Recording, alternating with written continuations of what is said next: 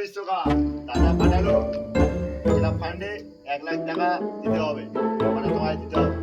দাদাকে গিয়ে বল বিশ্বকা কারো ধার ধারে না, একাই বুঝে নেওয়ার ক্ষমতা আছে। 1 লাখ টাকা গাছে ফলে, চাইলো আর দিয়ে দিলুম।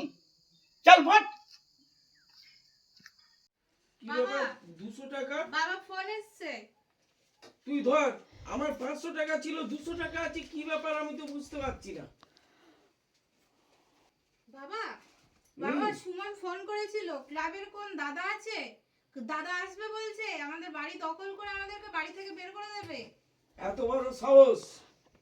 আমার কাছে 1 লাখ টাকা চেয়েছিল, আমি দিইনি।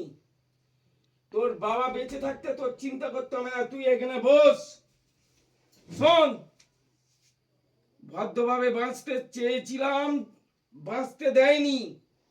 10 জন 20 জন যাই আনুক, হেঁসোটা নিয়ে গিয়ে আমি 10 জনকে কুপিয়ে দেবো,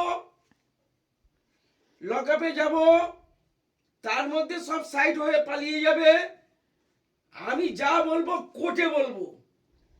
এ কি হিংসার রাজত্ব চলছে?